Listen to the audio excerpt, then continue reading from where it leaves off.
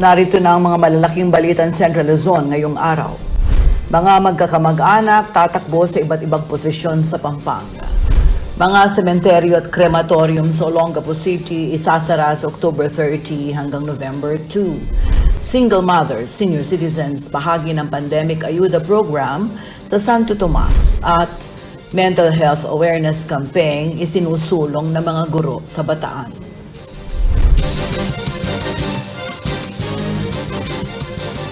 Magandang gabi ka rehiyon. Ako si Sonia P. Soto.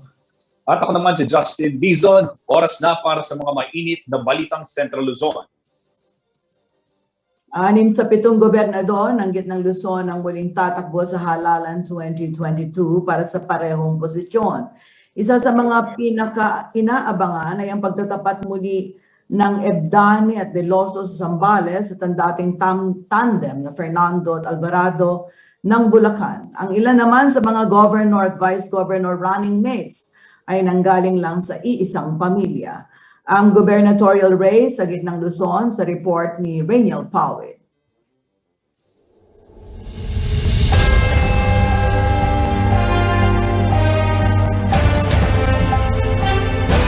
October 8 ay naghain ng kani-kanilang kandidatura para sa re-election bid ang 6 sa 7 gobernador sa Gitnang Luzon.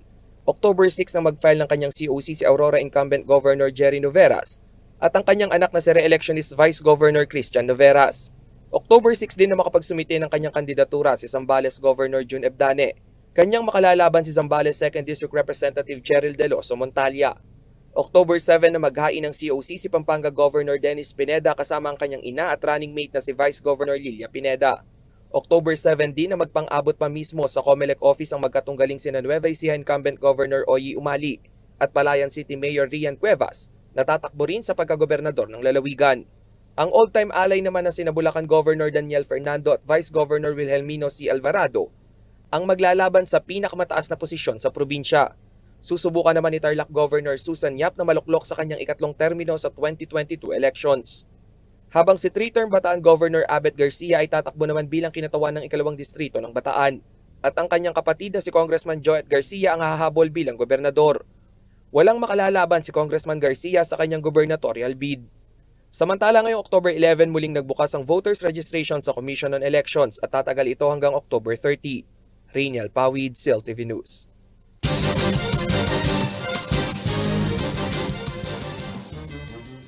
At sa kaugnay na balita dito sa Pampanga, naging makulay ang filing ng Certificate of Candidacy nitong nakaraang linggo. Bukod sa mga dating magkakalaban na naging magkaalyado, may mga magkakapamilya rin ang naisubukang maluklok lahat sa pwesto. Silipin natin kung sino-sino sila sa ulat ni Rainiel Powell.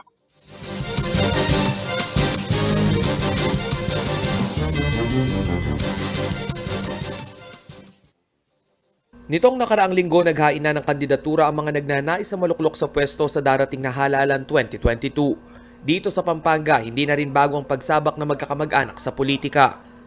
Prominenteng political family ng probinsya ang mga Pineda. Kabilang na riyan ang magnanay na sina Governor Dennis Pineda at Vice Governor Lilia Pineda. Board member naman sa 2nd District ang kapatid ni Governor Pineda na si BM Maylin Pineda Cayabyab. Habang alkalde naman ng bayan ng Lubao ang isa pang kapatid na si Mayor Esme Pineda. 3 rin sa pamilya Gonzales ang tatakbo sa susunod na eleksyon. Si Pampanga 3rd District Representative Dom Gonzales ay naghain na ng kanyang kandidatura for re-election at wala siyang makalalaban. Sasabak naman bilang board member ng ikatlong distrito ang isa niyang anak na si Micah Gonzales. At City Councilor ng San Fernando naman ang nais masungkit ng kanyang isa pang anak na si Brence Gonzales. Si outgoing Arayat Mayor Bon Alejandrino naman ay tatakbo bilang Vice Mayor ng bayan. At ang kanyang may bahay na si former Executive Assistant to the Governor of Pampanga Madet Alejandrino ang tatakbo sa pagkapunong bayan. Ang mag-asawang Baylon din mula sa Candaba ay naghain ng kanilang kandidatura. Si Apo Aniway Baylon para sa pagka-mayor ng Candaba at gobernador naman si former Candaba Mayor Danilo Baylon. Running mate rin ang Ginto Brothers sa bayan ng Masantol. Si outgoing Mayor Danilo Ginto ang magiging running mate ng kanyang kapatid na si Homer Ginto na tatakbo bilang alkalde. Naghain na rin ng COC si 2nd District Board Member Fritzy David habang ang kanyang kapatid na si Dexter David ay tatakbo bilang Vice Mayor ng Porac. Ang kanyang 20-year-old son na si Bench David ay susubok naman maging konsehal ng bayan. Ang magkapatid naman na sina Angeles City Mayor Pogi Lazatin at 1st District Representative John Lazatin ay tatakbo pa rin sa parehong posisyon. Wala ring makalalaban si Representative John Lazatin. Tatakbo namang board member ng unang distrito ng Pampanga si Mabalacat City Councilor Winwin Garbo, anak ni re-electionist Mayor Chris Garbo. Habang sa siyudad San Fernando running for mayor si board member Ross V. Henson at katiket niya ang kanyang anak na si re-electionist Councilor Dane Henson. Ayon kay Professor Toti Casino ng Asia Pacific College, wala pa umanong konkretong batas na nagbabawal sa magkakapamilya na tumakbo sa isang halalan, dahilan kung bakit hindi nagiging laganap ang tinatawag na political dynasty. Nakalagay nga dito sa sa Saligang Batas, Section 26. The state shall guarantee equal access to opportunities for public service and prohibit political dynasties as may be defined by law. Nakasaad, hanggang sa ngayon, wala pang gaya sinasabi batas patungkol nga dito sa pagpipigil sa paglalago ng mga political dynasty. Isa ang Pampanga sa may pinakamakukulay na political scene. Bukod sa mga dating magkakatunggali na naging magkakampi, may mga magkakapamilya rin na nais maluklok bilang opisyal ng lalawigan. Aabot naman sa 1.4 milyon ang bilang ng mga rehistradong botante sa lalawigan. Rainiel Pawid, CLTV News. Sa pagbabalik ng CLTV News, mga sementeryo at kolumbaryo sa Olongapo City isasara sa October 30 hanggang November 2. At single mothers at senior citizen na kinabang sa Pandemic Ayuda Program sa bayan ng Santo Tomas, Pampanga. Manatiling nakatutok at magbabalik ang CLTV News.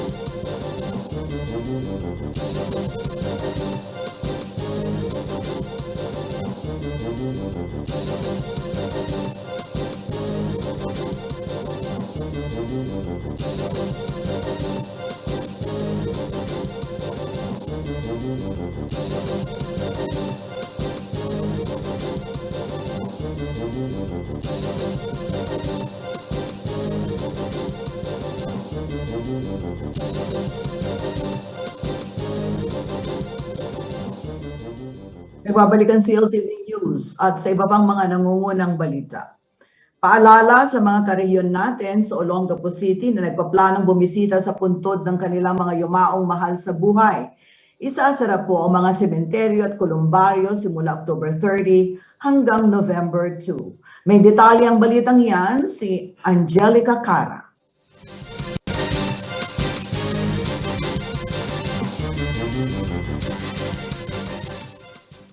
Habang papalapit ang undas, pinaghahandaan na rin ng iba't ibang lokal na pamahalaan ang pagpapatupad ng mga protocols upang maiwasan ang higit na pagkalat ng COVID-19. Tradisyon na kasi para sa maraming Pilipino ang dumagsa sa sementeryo para bisitahin ang kanilang mga yumaong mahal sa buhay.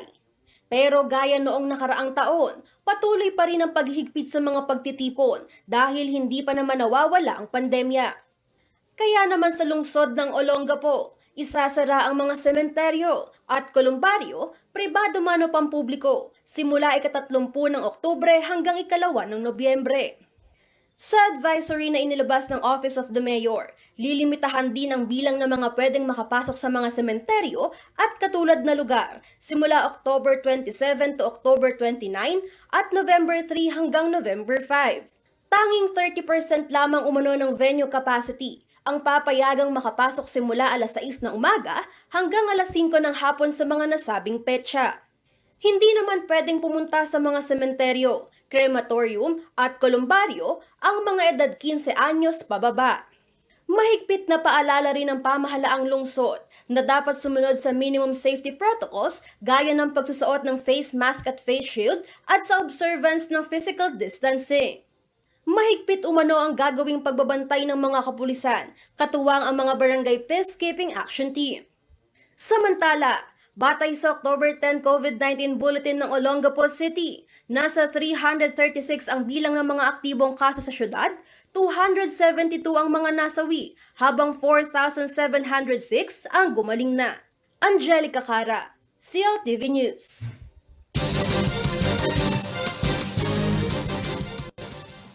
Sa iba pang mga balita, nakatanggap ng financial na ayuda ang ilang single mothers at senior citizens sa Santo Tomas, Pampanga. Bahagi sila ng mga benepisyaryo sa ilalim ng Pandemic Ayuda Program na nanggaling naman sa donasyon ng mga negosyante at tulong na rin ng lokal na pamahalaan. Ang Joint Ayuda Distribution Drive ay magtutuloy-tuloy umano hanggat matapos ang pandemya. Pagbabalik si Rainiel Pawid.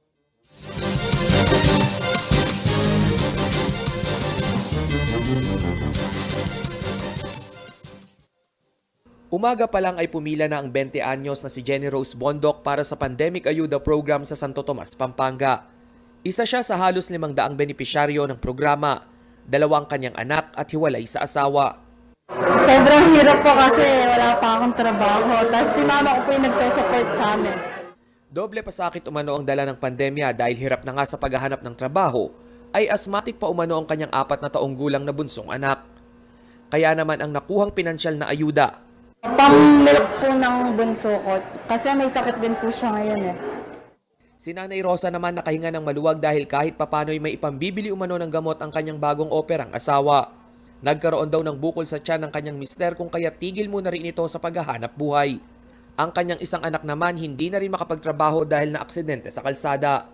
Mahirap po sir kasi po nung bago mag-pandemic, na-aksidente po yung anak kong nagtatrabaho. Tapos February po yun, dito nangyari. Tapos mula nun, hindi na siya nakapagtrabaho kasi. Isa ang negosyante at anak ni Mayor Gloria Ronquillo na si Raymond Ronquillo sa mga bumuo ng Pandemic Ayuda Program. Pinagsama-samang donasyon mula sa kanyang mga kaibigan ang kanilang ipinamahaging pinansyal na tulong na 500 piso. At sila naman po ay nagbigay ng paunlak at binigyan po nila ako ng cash assistance din na kami naman po ay nagdi-distribute po sa tao po ng Santo Tomas sa mga kababayan po natin.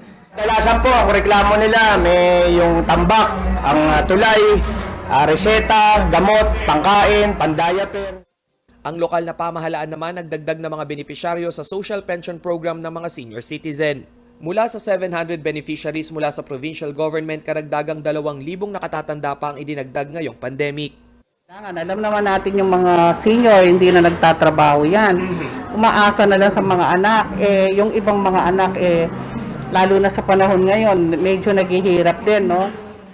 Patuloy rin ang COVID vaccination drive sa bayan na halos umabot na sa 35% ng populasyon ang nakatanggap ng bakuna.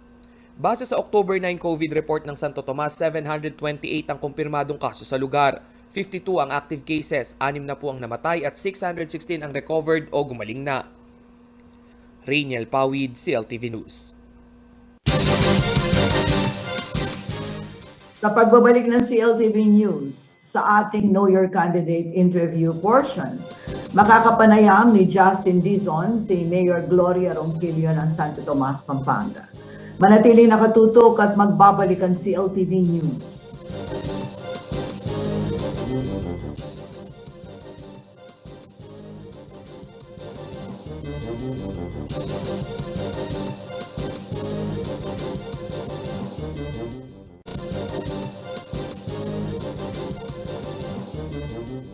Nagbabalik po ang CLTV News at dito ho sa ating Know Your Candidate portion, makakasama po natin ang ating isang bisita na kamakailan lamang ay nag-file na kanyang Certificate of Candidacy para sa re-election.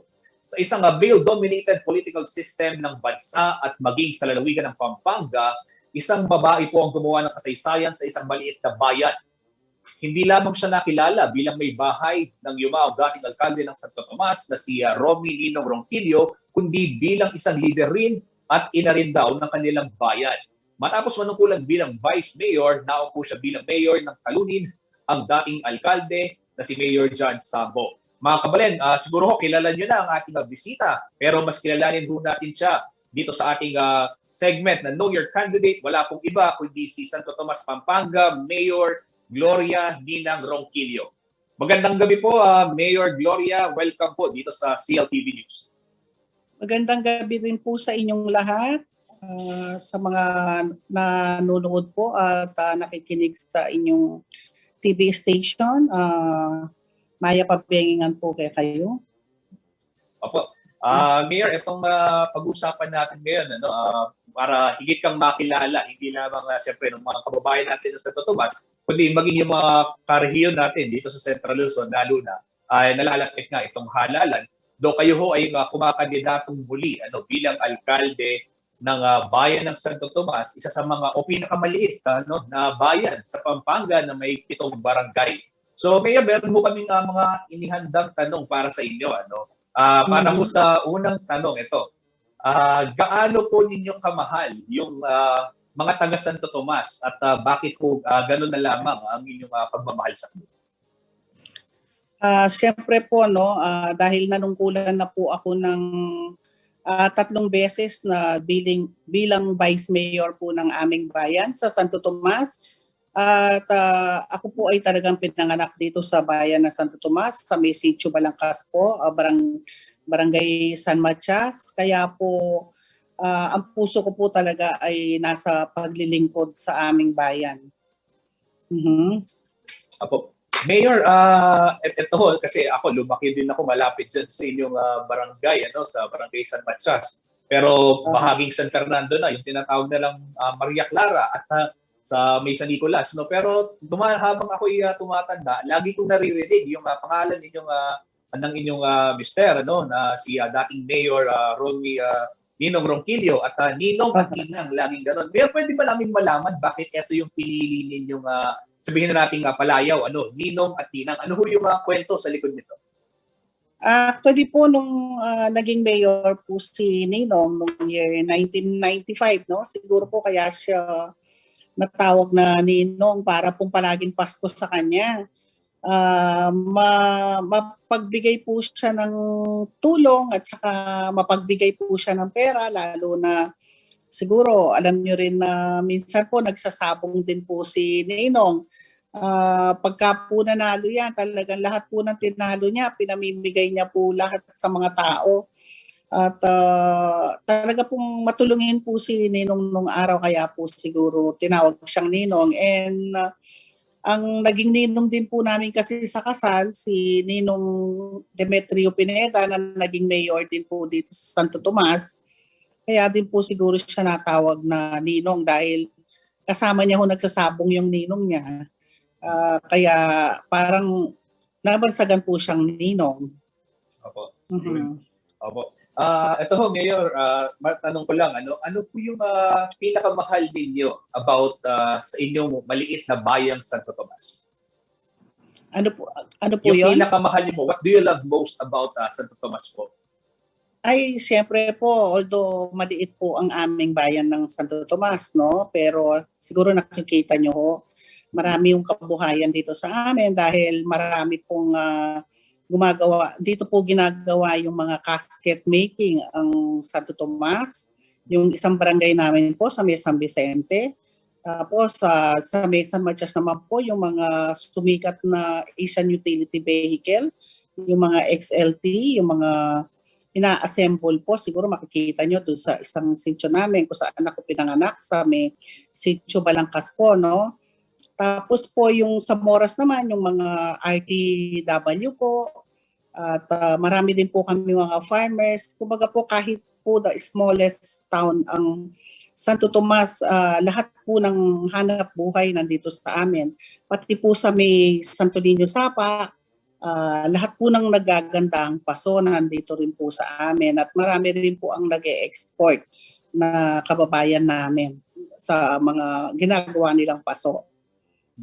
Actually, Mayor, nabanggit niyo nga yan, bagamat maliit yung inyong bayan, kilala siya sa paggawa ng paso, itong mga XLT ng Balangkas, yung paggawa ng kabao, no, sa may San Vicente, at yung iba pang mga industriya. No? Ito ba, Mayor, in connection with this po, no, ano ho yung mga katangian ng mga taga Santo Tomas na sa tingin nyo ay nakatulong para maging makilala nga yung inyong mumunting bayan sa iba't ibang larangan po, lalo na dun sa mga industriya na meron po?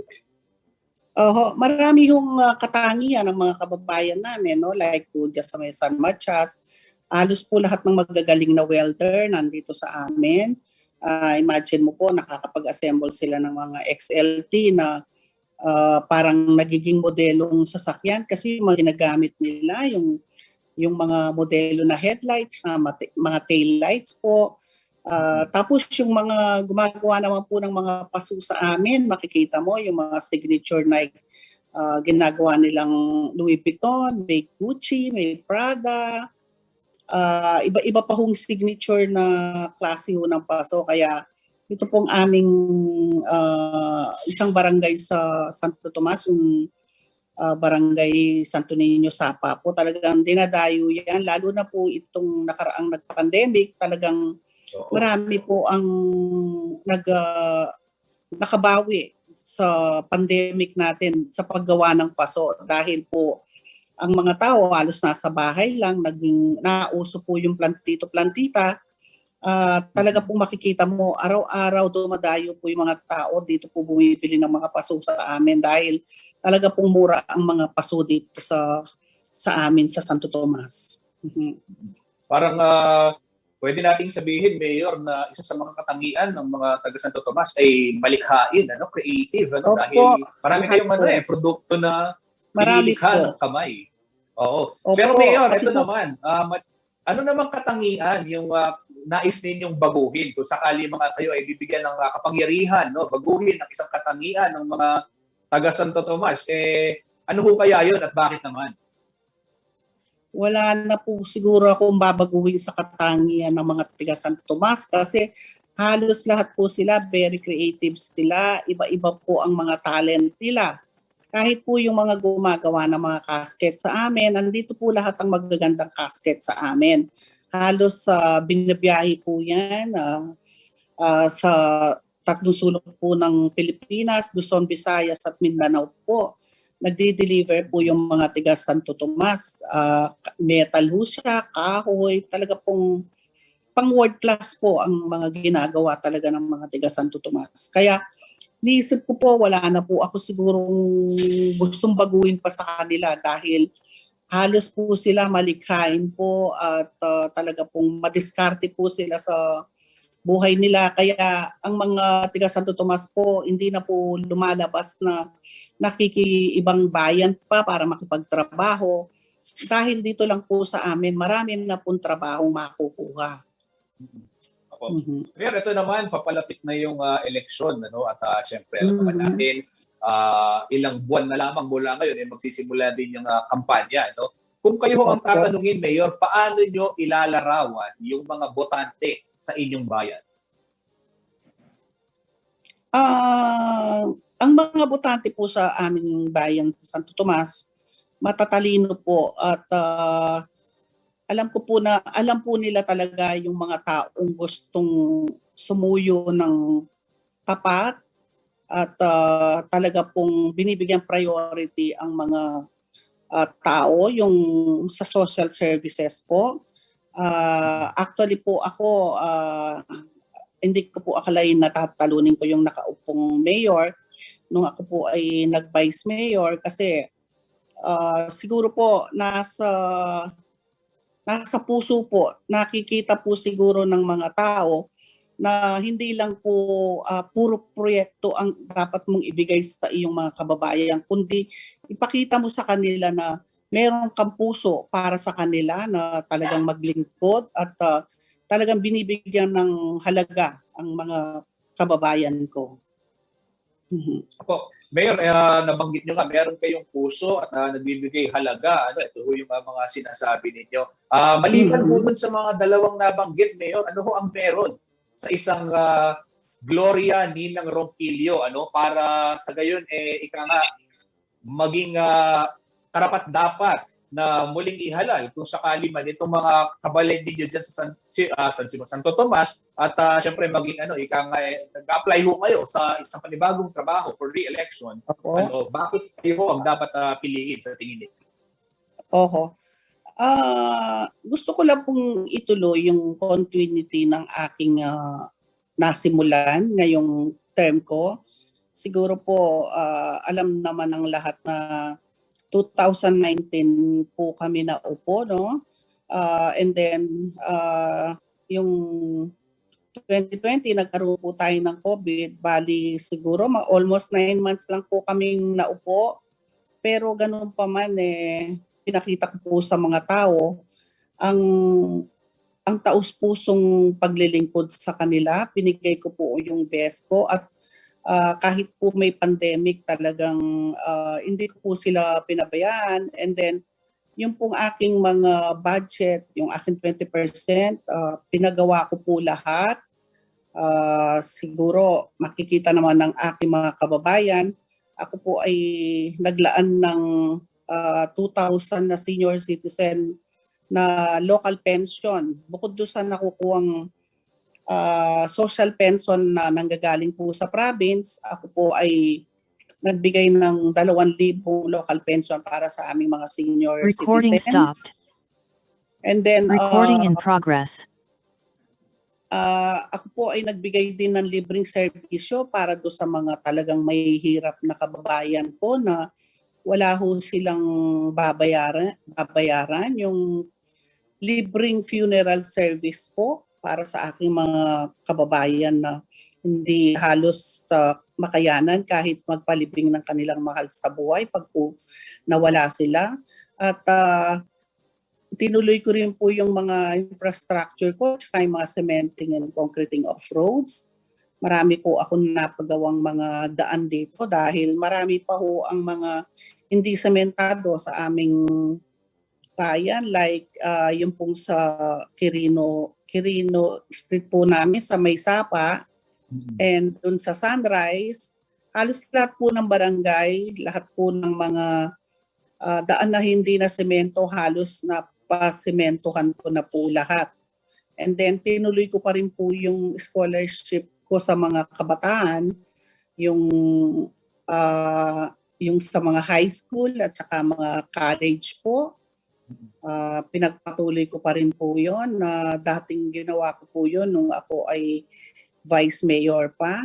At nagpagawa po ako ng senior citizen building dito sa Mesan Matias.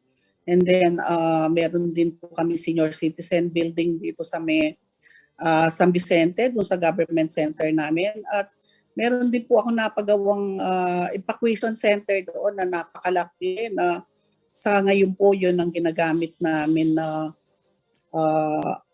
location po ng vaccine namin. Ang laki po ng naitulong noon dahil sa minsan po marami po kaming nakukuhang mga vaccine. Malaki po yung lugar. And then nakapagpatayo rin po ako ng bahay pagbabago.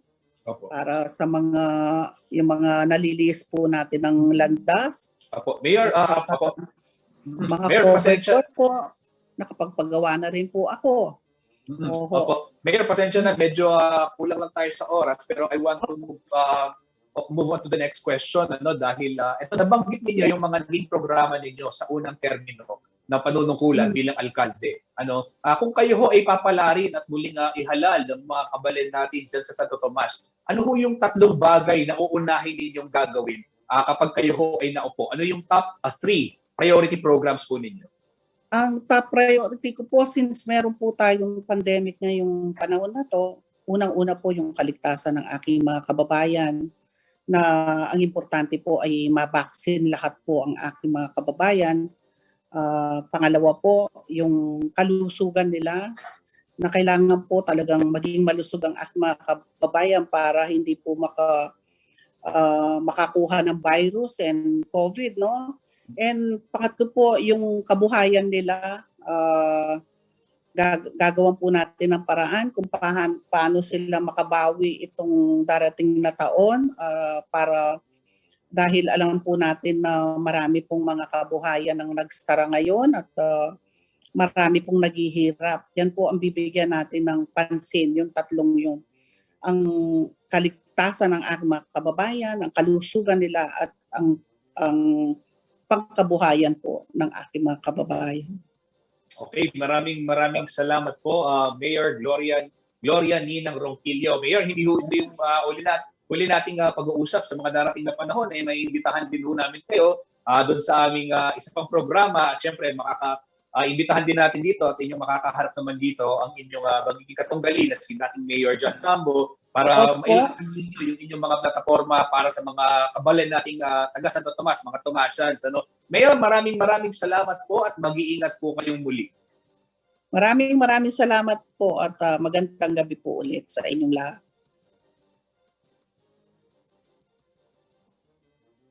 Sa iba pang mga balita, mga kabalan, mga kabayan, silipin naman natin ang iba't ibang bahagi ng o yung mga balita mula sa iba't ibang bahagi ng rehiyon, hatid sa atin ni Angelica Cara sa CL News Express.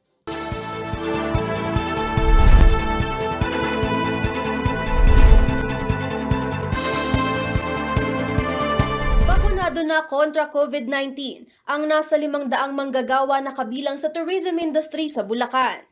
Ayon kay Eliseo de la Cruz, pinuno ng Provincial History, Arts, Culture and Tourism Office, bahagi ito ng kanilang paghahanda sa muling pagbubukas ng iba't ibang establishmento sa lalawigan.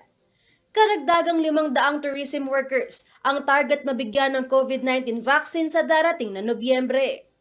Samantala, nagsimula na ring makatanggap ng bakuna ang nasa 1,000 manggagawa sa construction industry sa Bulacan. Tinatayang aabot sa 10,000 construction workers pa ang target mabakunahan bago matapos ang 2021. Ayon kay Department of Labor and Employment Provincial Director Maylin Gozun, prioridad umanong tumanggap ng bakuna ang mga manggagawa sa ilalim ng Build programs ng pamahalaan. Sa iba pang balita, kasalukuyang itinatayo ng Department of Public Works and Highways o DPWH Region 3 ang isang unit ng modular hospital sa loob ng Mariveles Mental Wellness and General Hospital Compound sa Bataan. May 22-bed capacity ang nasabing modular hospital at kumpleto ito ng ventilation system, oxygen line at air conditioning unit. Magkakaroon din ng isang booth ang mga nurse sa kahabaan ng pasilyo, isang hiwalay na nurse station at pantry para sa mga medical frontliners. Inaasahang matatapos ang nasabing pasilidad sa buwan ng Nobyembre. Nasa 23.85 million pesos ang halaga ng mga kadagdagang hospital beds sa rehiyon na inilaan ng DPWH bilang tugon sa patuloy na pagtaas ng COVID-19 cases. Samantala, nagsagawa ng isang virtual orientation ng Department of Education o DepEd Region 3 bilang suporta sa memorandum ng kagawaran kaugnay sa pagsusulong ng academic honesty. Isa rin sa mga layunin ng nasabing orientation ay makabuo ng strategies upang mas maging epektibo ang advokasya lalo na't naging talamak umano ang online kopyahan. Kaugnay nito, maglalabas naman ng mga informational video ang DepEd Region 3 para sa advokasya at inatasan ng mga school divisions office na mamuno ng kaparehong seminar para sa mga guro, magulang at mag-aaral. Angelica Cara, CLTV News. Sa pagbabalik ng CLTV News, Mental Health Awareness Campaign isinusulong ng mga guro sa Bataan. Manatiling nakatutok at kami magbabalik.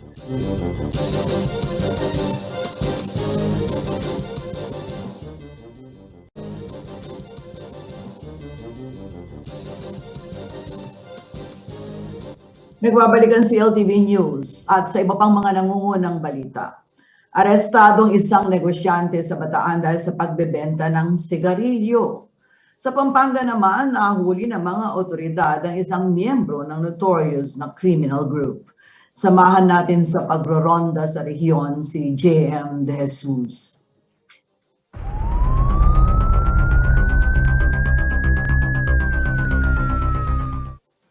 Timbog ang isang 34 na taong gulang na businessman matapos makuhanan ng mga peking sigarilyo na nagkakahalagang 285,600 pesos.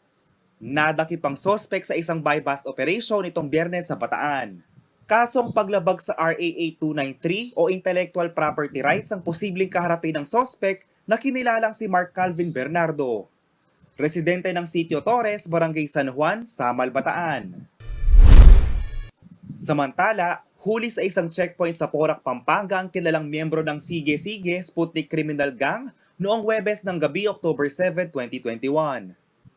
Arestado ang sospek na si RC Dizon, 25 taong gulang matapos magsagawa ng Pampanga Police ang dragnet operation sa Barangay Kangatba, Porac bilang tugon sa report sa pagnanakaw ng isang motorsiklo. Nakuha rito ang isang caliber 38 revolver na may 2 bala, 2 gramo ng hinihinalang shabu na nagkakahalaga ng 13,600 pesos, 2 100 peso bill at isang motorsiklo na walang plate number. Naharap ang sospek sa patong-patong na kasong paglabag sa Section 3 ng RA 10883, Article 151 ng RPC, Section 11 ng RA 9165 at RA 10951. Sa kabilang banda, arestado naman ang isang most wanted person sa Mabalacat City, Pampanga nitong Huwebes, October 7, 2021. Sa bisa ng alias warrant of arrest, dinakip ng mga otoridad si Emerson Bayani, 47 anyo sa taga-barangay Mawaki, Maragul dahil sa kasong pambibiktima sa 14 anyo sa babae sa Mabini Street, Barangay Dau, Mabalacat City noong July 26 nitong taon. Napag-alaman ding may naunang kaso na ito ng pagnanakaw at paglabag sa anti-photo and voyeurism. Sa ngayon, naharap ang sospek sa kasong paglabag sa Section 10 ng RA 7610 na may piyansang 200,000 piso. JM De Jesus, CLTV News.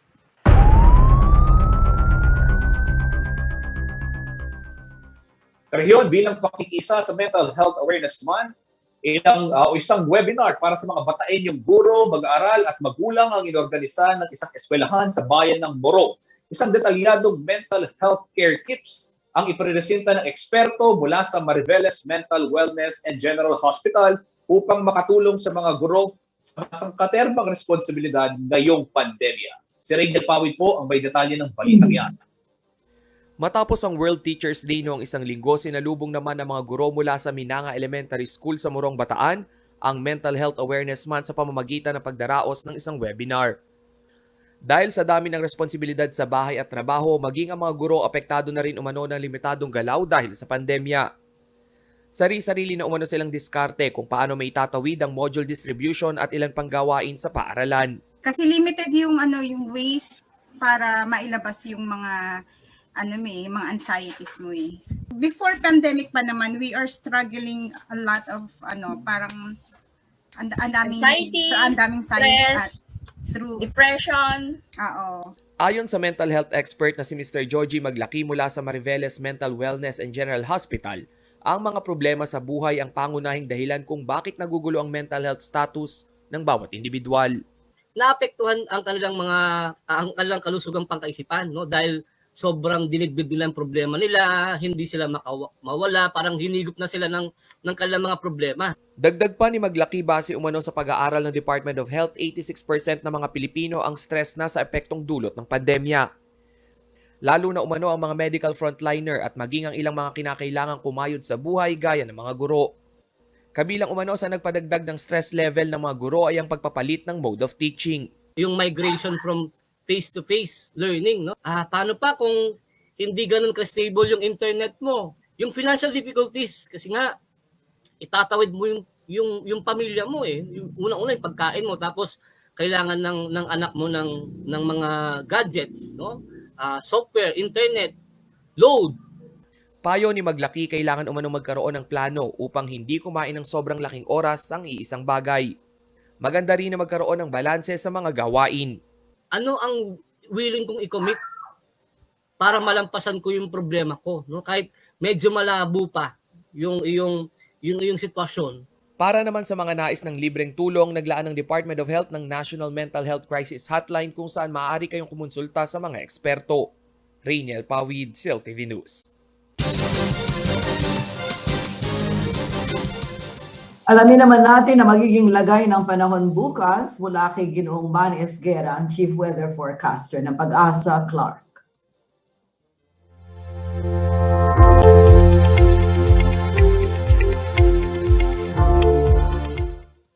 Kayong magandang gabi po at narito po ang magiging taya ng panahon sa susunod na 24 oras. Kanina pong alas 3 ng madaling araw, namataan po si Tropical Storm Maring na nasa layong 365 kilometers dyan po sa may silangan ng Apari, Cagayan. Ito po ay nagtataglay ng lakas ng hangin na umaabot po ng 85 kilometers per hour malapit sa gitna at pagbugso na umaabot ng 105 kilometers per hour. Ito po ay mabilis namang kumikilos, pakanluran, hilagang kanluran sa 25 kilometers per hour. So sa ngayon po ay nahilo na po niya ang hanging habagat na nakaka-apekto po ngayon sa may western section ng Southern Luzon, Visayas at Mindanao. So asahan po ang mga pag-ulan dyan. Kaya po ang mga lugar ng Batanes, Cagayan, Apayao, Kalinga, Abra, Mountain Province, Ilocos Norte, Ilocos Sur at ang northern portion ng Isabela, yan po yung mga lugar na yan ay makakaranas po ng stormy weather na dulot po ni Tropical Storm Maring. Samantala, ang Central Luzon po, kasama na po tayo dito Pampanga, ang natitirang bahagi ng Cagayan Valley, Ifugao, Benguet, La Union, Pangasinan at ang northern portion ng Quezon ay magkakaroon din po ng mga pag-ulan, mayroon po mga inaasahang mga pagbugso ng mga hangin. Ito po ay dulot pa rin ni Maring. Mamaya po bibigyan ko po kayo ng detalye about kay Maring. Ang Western Visayas naman po, Central Visayas, Zamboanga Peninsula, Northern Mindanao, Bangsamoro Region, Occidental Mindoro at Palawan, maula po ang kanilang papabilin dyan na may inaasahan po mga kalat-kalat na mga pag-ulan, pagkilot at pagkulog. Ito po ay dulot na rin ni Maring at ng hanging habagat o southwest monsoon. So ang Metro Manila po nalalapit pa ng ibang bahagi ng bansa. Localized thunderstorm po ang inaasahang nagpapaulan sa mga lugar na yan. Samantala po, kanina po alas 10 ng umaga ay namataan na po ang sentro ni Tropical Storm Maring. Diyan po sa 240 kilometers sa silangan po ng Apari, Cagayan. At ngayon po ay nagtataglay na rin ito ng lakas ng hangin na umaabot ng 95. Medyo lumakas na po siya. 95 kilometers per hour malapit sa gitna at pagbugso na umaabot ng 115 kilometers per hour. Ang kanya pong pagkilos ngayon ay westward o pakanluran. Medyo bumagal nga lamang po sa 15 kilometers per hour. Samantala po, ang mga lugar po na meron na pong babala ng bagyo na bilang dalawa ay ang Batanes, Cagayan, kasama po ang Babuyan Island, ang northern portion ng Isabela, kasama na rin po dito ang Apayao, Kalinga, Mountain Province, Abra, Ilocos Norte at Ilocos Sur. Ang mga nabanggit pong mga probinsya na yan ay nasa ilalim na po ng babala ng bagyo bilang dalawa. Samantala po, ang nalalabing bahagi ng Isabela, Nueva Vizcaya, Quirino, Ifugao, Benguet, La Union, Pangasinan, Aurora, Nueva Ecija, Tarlac, Zambales, Pampanga, Bulacan, northern portion of Bataan, the northern portion of Quezon, kasama na rin po dito ang Polillo Islands at Calaguas Islands ay nakapailalim naman po sa babala ng bagyo bilang isa. So ang lahat po ay pinag-iingat dahil posible pa pong lumakas ang bagyo na ito habang papalapit po ito sa kalupaan na posible pong tawirin ito yung extreme northern Luzon mamayang gabi. At inaasahan naman po bukas po ng tanghali o hapon ay posible na rin po siyang lumabas ng PAR. Yes po. Magandang gabi.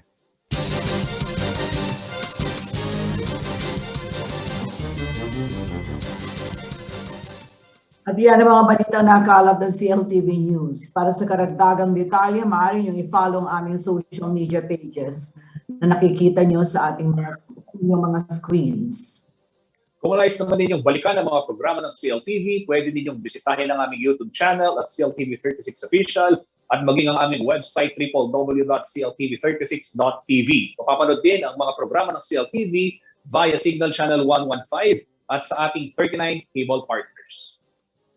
At bago po kami tuluyang magpaalam ngayong gabi sa ating programa, nais po namin ipaabot ang aming pakikiramay sa ating kasamahan na si Perry Pangan at sa kanya pong minamahal na pamilya. Yumaupo noong October 8, si Aching Mirna Pangan, mahal na may bahay ni Kong Perry Pangan. Nakikiramay kami sa iyo, Kong Perry. Kasama si Justin Dizon at ang buong pwersa ng CLTV News and Current Affairs, ako po si Sonia P. Soto. Maraming salamat. Mga karehiyon, 75 days na lamang at Pasko na.